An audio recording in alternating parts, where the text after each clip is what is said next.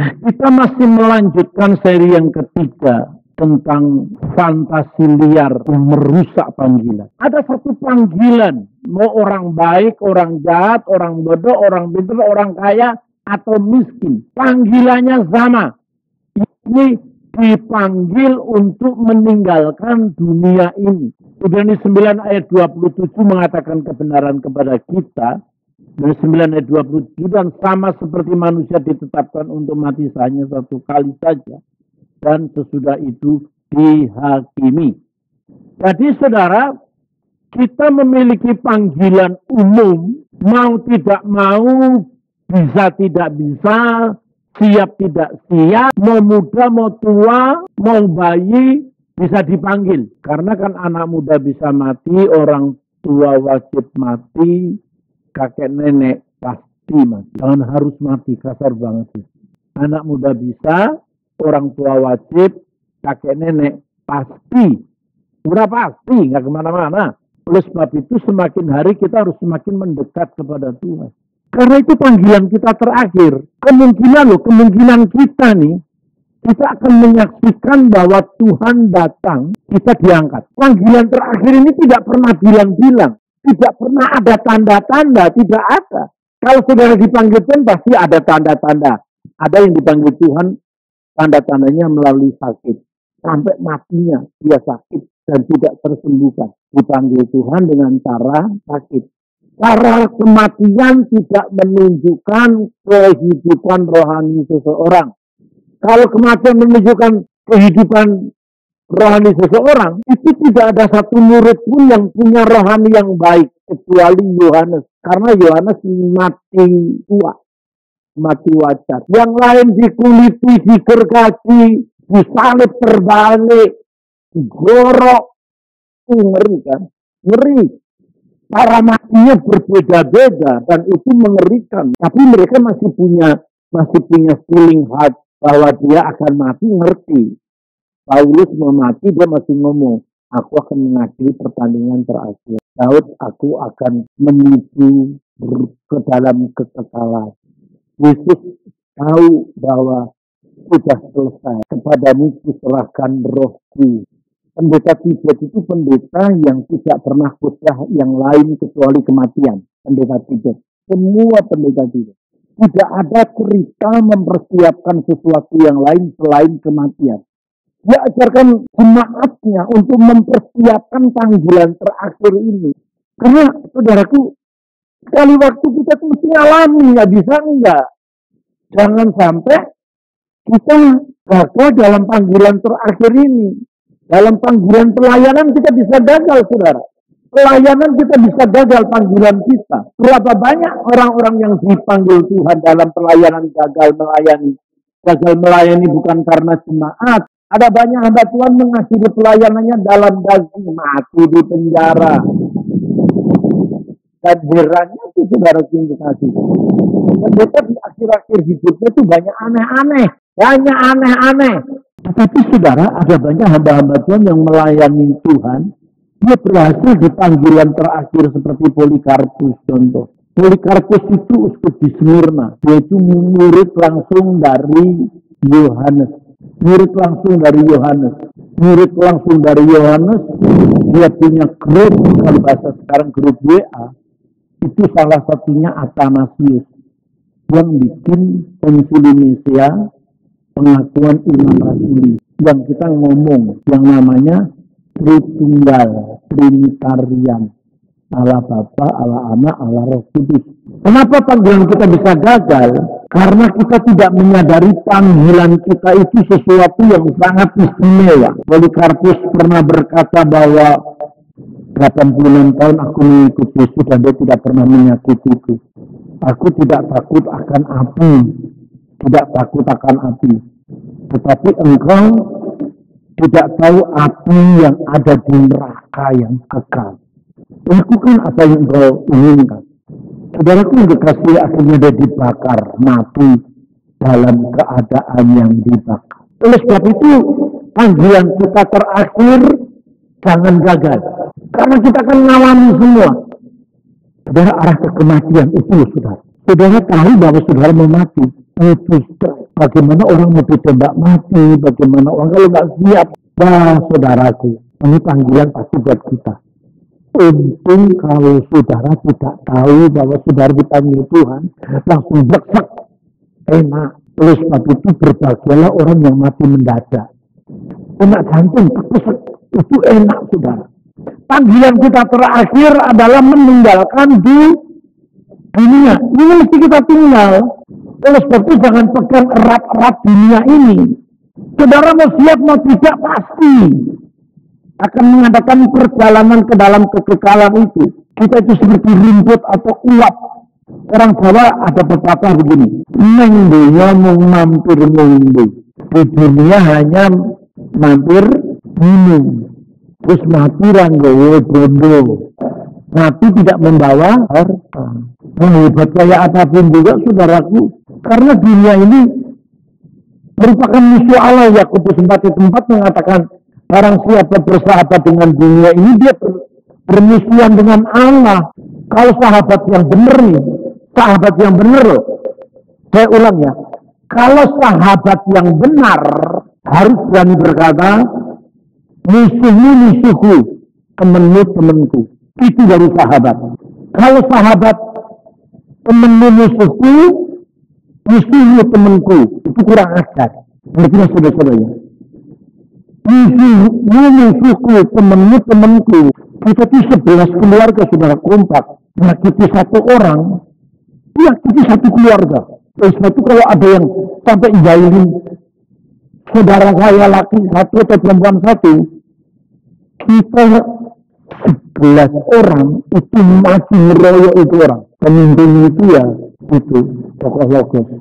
Dia yang bawa pisau itu, bawa golok. Kita mengobrolkan karena ibadah yang kurang ajar itu. Kita di belakang bawa pisau, pakai silet. Wah sudah kita ngomong. Wani karena Pak Nyono ini berani masuk ke rumahnya Pak Nyono, bapak senangnya Pak Nyono. Awas dia pertama kali di depan dia bawa golok gitu kan. Dia paling berani tukang berantem sih dia. Ada waktu dia dituduh orang korupsi 100 juta. Saya tahu kakak saya nggak korupsi. Ada teman orang yang korupsi ini. Saya bawa satu truk barang 150 juta. Ini barangnya. Yang korupsi bendaharamu. Saya datang. Terus sentuh saudara gue, lalu sentuh gue. Saya datang Pak, kalau Bapak nggak mati, saya yang mati. Jangan gitu Pak Timothy. Saya tahu Pak Timothy baik. Saya memang baik. Tapi kalau sentuh saudara saya, lalu sentuh saya. Jangan Pak. Udah deh. Bapak saya kasih gaji gede lah. Lebih dari 20 juta. Tahun 2020. 20 juta itu gede sudah. Seminggu khotbah 15 kali. 15 kali hari minggu khotbah 7 kali. Aku ambil waktu itu masih 400.000. Tiap hari itu khotbah.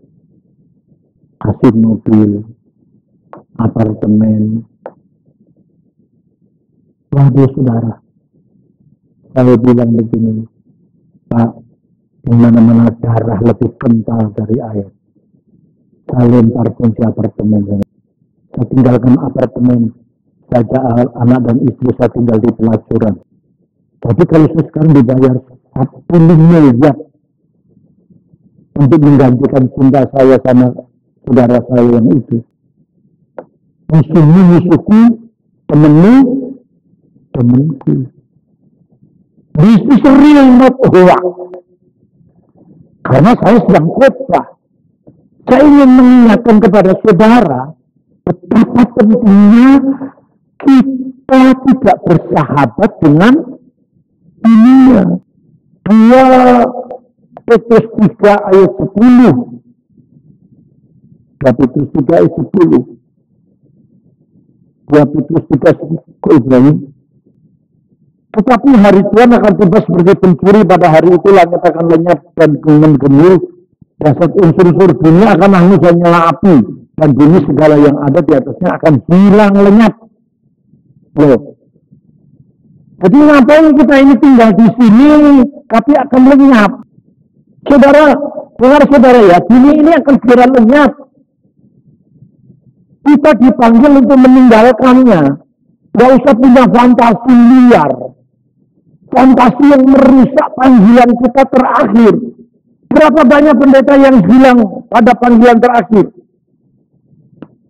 Oleh sebab itu, yang pertama kita harus menyadari, hidup ini bukan soal panjang atau pendek. Yesus itu umurnya paling pendek dibanding tokoh-tokoh agamanya itu rata-rata 2 kali lipat umurnya Yesus. Bahkan Konghucu, Buddha itu hampir 80. Jenggotnya itu semuanya udah putih semua loh. Betul ya? Tapi yang paling berpengaruh di dunia ini siapa? Yesus. Satu dari antara 5 orang, sekarang satu di antara 10 menjadi orang Kristen. Mayoritas dunia ini percaya Kristus, saudara. Kalau kita dipanggil keluar dari dunia ini, ya mari kita tinggalkan, jangan sampai kita udah tahu di tempat rumah, di mana rumah itu sedang terbakar. Kita masih berdiam diri di situ terus. Ya nggak bisa. Saudara, kalau di pantai itu sudah ada sinyal, sebentar lagi ada tsunami besar. Saudara tetap diam di situ kah? Enggak, saudara. Miliki makna hidup.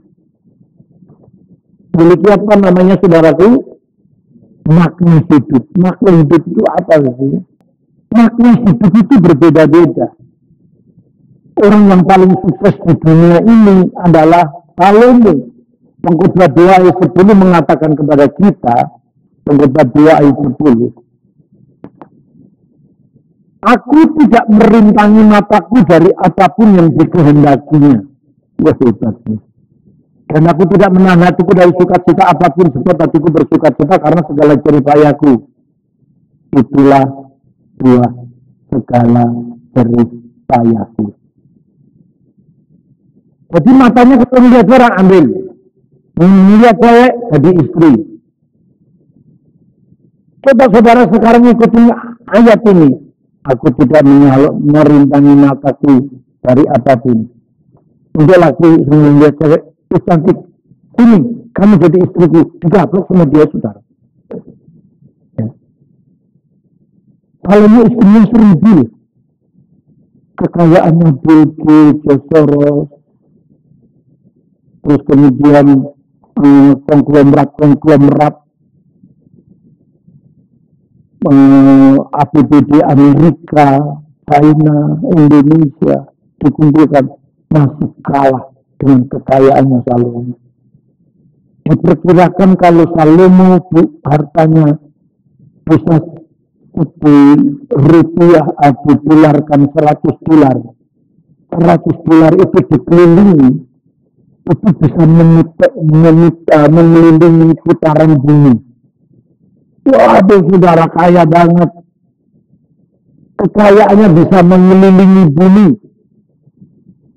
Tapi saudaraku, kekayaan, kesuksesan, kedudukan yang tinggi, dia punya satu kalimat, satu kata, semuanya sia-sia. Bahasa Ibraninya hebel. Hebel itu berarti makna yang kosong, kehampaan, sesuatu yang fana. Jadi itu ekspresi ketidakkekalan dan kehampaan. Jadi panggilan terakhir kita ini akan gagal, akan menjadi sia-sia kalau kita tidak dapat menikmati makna hidup. Makna hidup itu biasanya orang mengatakan sesuatu yang menyenangkan, sesuatu yang sangat memuaskan. Apa makna hidup? Kalau saya puas, itu makna hidup saya. Kalau saya happy, ya itu makna hidup saya. Orang happy-nya duit. Dia punya duit, dia happy, makna hidup. Tapi ada orang duitnya sudah sampai ke ubun-ubun, kita nggak terus hitung. Tapi dia sakit parah, nggak bisa bangun dari tempat duduknya. Dari tempat tidurnya nggak bisa bangun. Dia terkapar. Makna hidupnya satu, saya sehat. Duitnya banyak sekali, itu saudaraku yang dikasih. Dan banyak orang-orang kaya, saudara. Makna hidup adalah mendapat sebuah kebahagiaan dan bisa membahagiakan orang lain. Itu makna hidup. Kalau soal agama, orang memiliki makna hidup itu, saudaraku yang kekasih, melakukan agamanya. Agamanya memerintahkan apa? Agamanya memerintahkan bunuh diri. Kalau kau sampai bunuh diri, engkau disambut di surga dengan bidadari-bidadari. Waduh saudara, dia kepengen memiliki makna hidup ini, maka dia rela bunuh diri bersama istri dan anak-anaknya. Dia menemukan makna hidup, walaupun salah. Oleh sebab itu, saudaraku yang dikasih dalam Tuhan Yesus Kristus, saya ingin ingatkan kembali bahwa makna hidup ini tentu bagi kita di Holy Spirit. Makna hidup ini kalau berusaha, saya ngomong salah nih. Kalau kita bisa seperti karakter Kristus oleh pimpinan Roh Kudus. Banyak orang mau seperti Yesus tapi karena otaknya. Orang seperti Yesus karena keinginannya, berusaha ini, berusaha itu, berusaha ini harus begini, harus begitu. Baru bisa seperti Yesus, nggak bisa. Bisa seperti Yesus karena pimpinan Roh Kudus. Yesus tidak pernah penuh apapun kecuali penuh Roh Kudus. Mana ada Yesus penuh apa? Penuh kealahan. Ya, kealahan adalah pribadi Roh Kudus yang memenuhi dia. Saudara tahu Yudas ikut Yesus 24 jam 3,5 tahun. Tapi makna hidupnya itu soal duit. Pikirannya duit. Dalam pelayanan pikirannya bagaimana saya bisa untung. Bagaimana saya bisa dipuji. Bagaimana saya bisa terhormat. Bagaimana saya bisa diakui. Bagaimana saya bisa memunculkan ide-ide yang baru.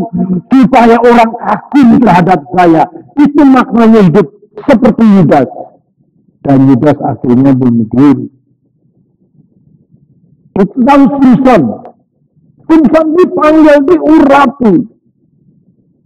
Tetapi imajinasinya liar kalau Yudas soal duit, soal pemujaan, kedagingan, kemewahan. Walaupun di tengah-tengah pelayanan, saudaraku yang dikasih dalam Tuhan.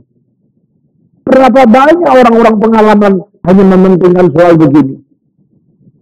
Saya ngajar homiletik nih. Mengajar khotbah. Saya bilang, jangan pernah khotbah dengan menetapkan tarif. Tadi ngomongnya sama seorang sahabat saya gitu yang undang khotbah. Bro, kenal pendeta ini nggak bro? Aduh, kenal dong. Sebut aja nama Timotius Baktisarono. Dia kenal, dia baik dengan saya. Saya menganggap diri saya akrab sama dia. Tapi dia ngomong begini, saudara, dalam ngomongin saya sedih sama dia. Oh, kenapa? Masa bro, saya kasih amplop dibuka di depan saya begini, dihitung, kemudian dia pukul di tangan dia. Lo kalau nggak bisa ngundang pengkhotbah, lo jangan ngundang pengkhotbah.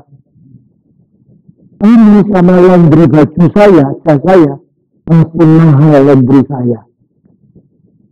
Saya kaget sudah. Padahal so akrab saya. Oh, dia teman saya akrab. Sebut aja nama saya. Dia sampai khotbah itu di keplek-keplek. Sama laundry, masih mahal laundry.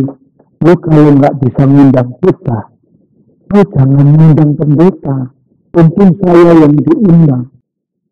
Padahal saya lihat, ini orang kaya kagak nih.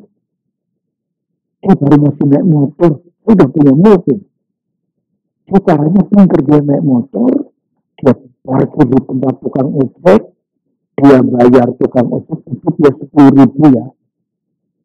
Terus dia naik taksi, ribut dengan catatan, supaya dia kelihatan naik mobil. Padahal mobilnya apa? Mobil. Astaga naga.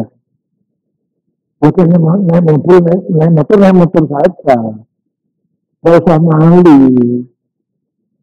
Bahkan kadang saja saya waktu saya punya motor, saya naik motor kok saudara. Naik motor kok orang penyambutan ya siap-siap penyambutan begitu.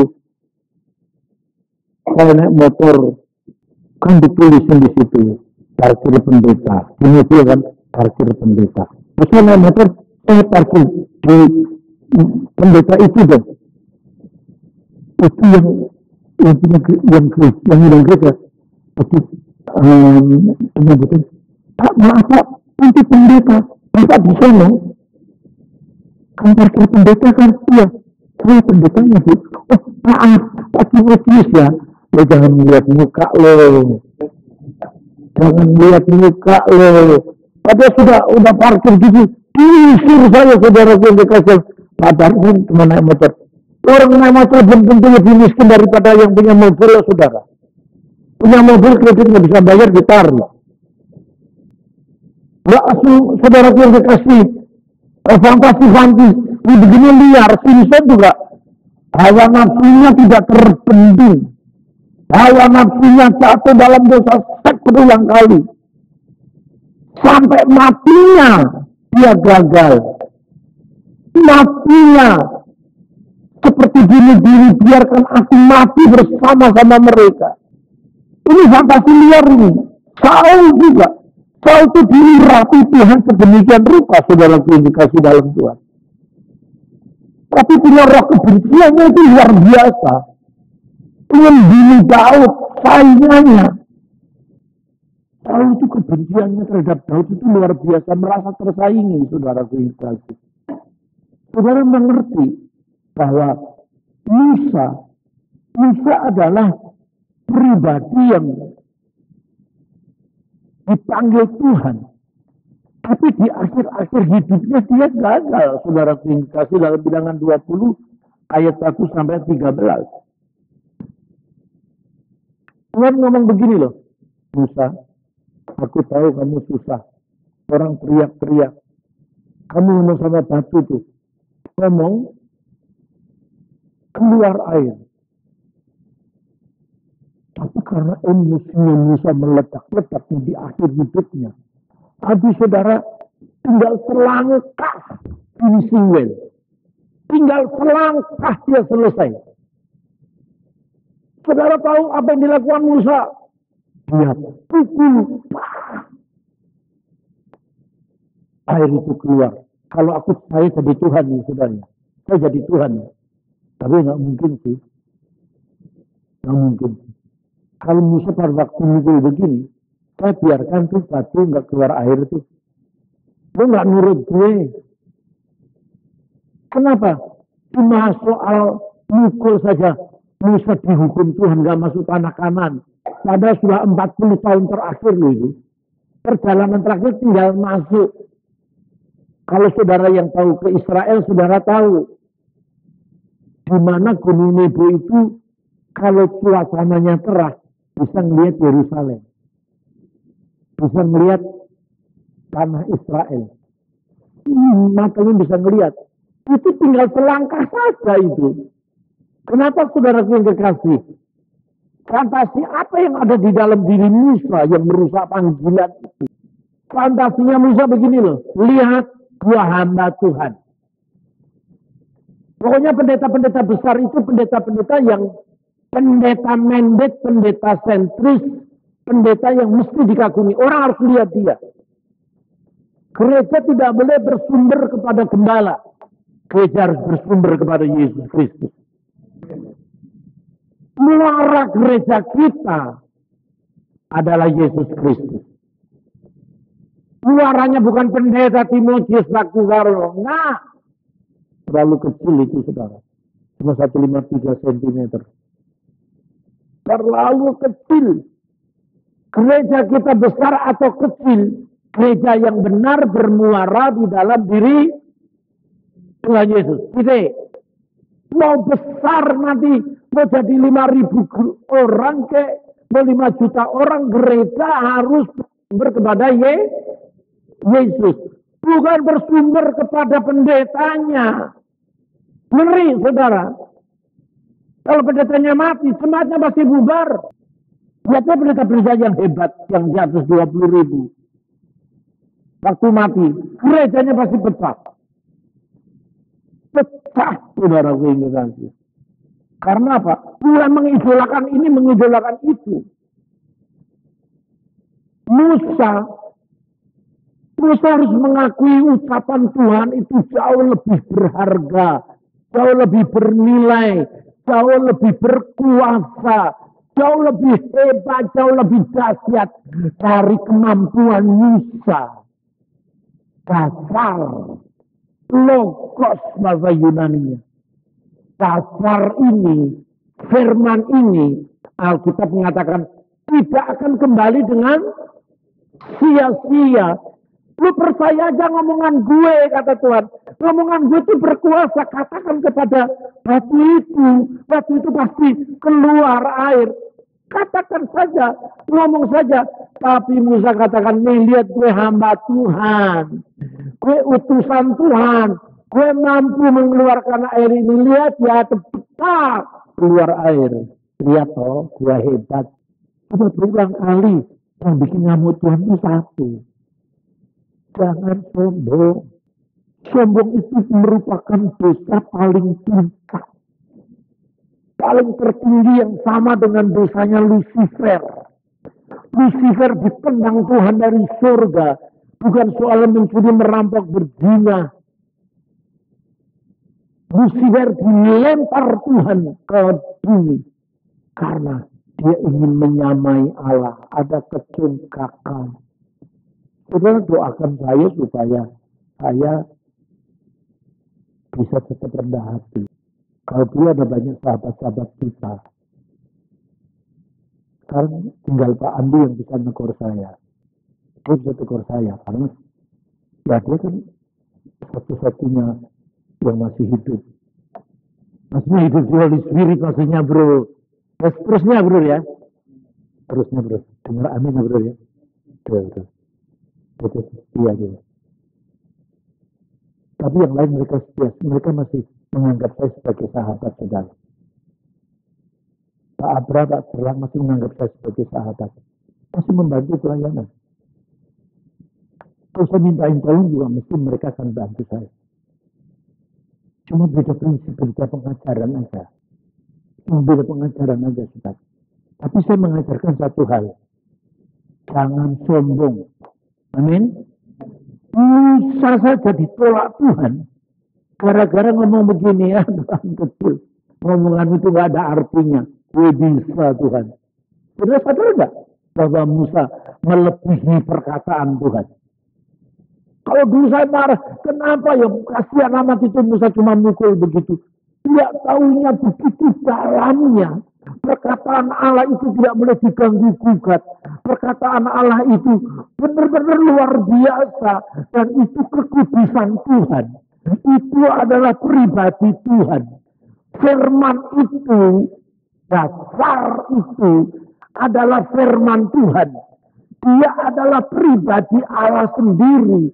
Dan pribadi Allah sendiri kalau ditolak, itu berarti menolak kekudusan Tuhan.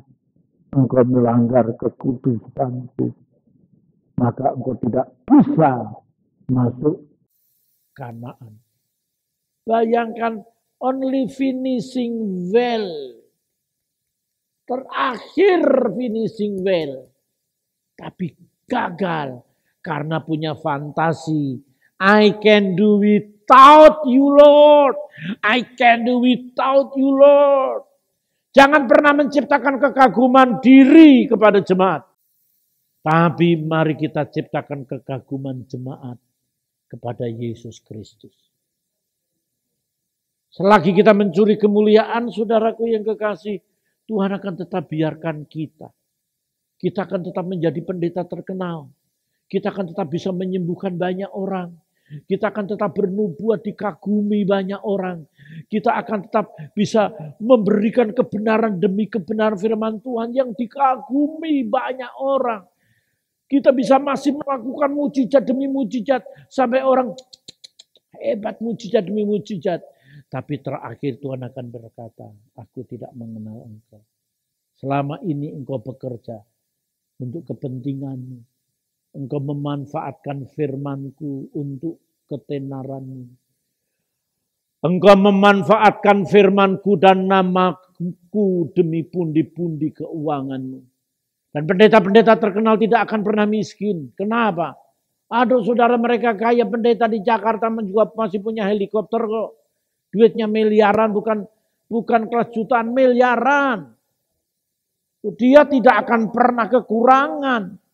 Tetapi saudaraku yang kekasih dalam Tuhan, itu udah fantasi liar. Kidung Agung 2 ayat 15 ayat yang terakhir. Kidung Agung pasal 2 ayat 15. Tangkaplah bagi kami rubah-rubah itu. Rubah-rubah yang kecil yang merusak kebun-kebun anggur. Kebun-kebun anggur kami yang sedang berbunga. Artinya apa saudaraku yang kekasih? Hidup kita sedang berbunga. Hidup kita akan berbuah. Sampai kita berada dalam panggilan terakhir kita kembali kepada Tuhan. Jangan sampai seperti Musa. Dan Musa pun dalam kategori kepemimpinan memang berhasil. Oleh sebab itu saudara, mari kita serius. Jangan sampai kita punya fantasi. Jangan sampai kita punya pikiran, kita punya harapan yang merusak panggilan. Tuhan memberkati. Amin. Beri tepuk tangan yang meriah buat Tuhan Yesus Kristus.